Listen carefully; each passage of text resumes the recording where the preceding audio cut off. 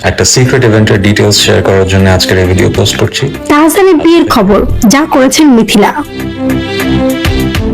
সামাজিক যোগাযোগ মাধ্যমে জনপ্রিয় গায়ক অভিনেতা তাহসান খানের বিয়ের খবর ছড়িয়েছে। গণমাধ্যমে খবরে বলা হয়েছে, যুক্তরাষ্ট্র প্রবাসী মেকওভার আর্টিস্ট রোজা আহমেদের সঙ্গে বিবাহ বন্ধনে আবদ্ধ হচ্ছেন তাহসান খান।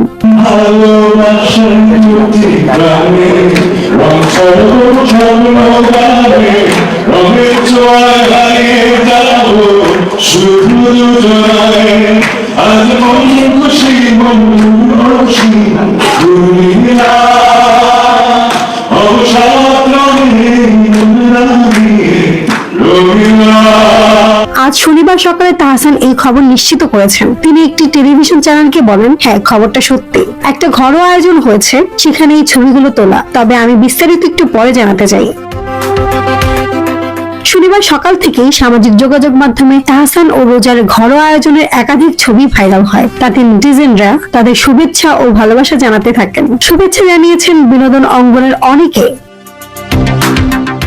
এমন খবরের দিনে তাহসানের সাবেক স্ত্রী রাফিয়াত রশিদ মিথিলা মেয়ে আয়রা তেহরিন খানের সঙ্গে অন্তর্জালে একটি মিরর সেলফি দিয়ে আপলোড করেছেন। সৃজিতের সঙ্গে মিথিলার বিয়ের খবর প্রকাশ্যে আসার পর অন্তর্জালে সেই সময় তাহসান মেয়ের সঙ্গে ছবি পোস্ট করেছিলেন।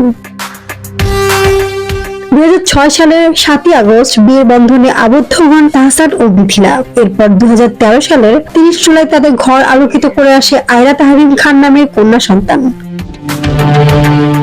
এরপর এই দম্পতির বিচ্ছেদ হলে মিথিলা কলকাতার সৃজিতের সঙ্গে নতুন করে ঘর বাঁধেন। কিন্তু কন্যা আয়রার জন্য তাহসানের সঙ্গে যোগাযোগ রেখেছিলেন অভিনেত্রী তথা সমাজকর্মী।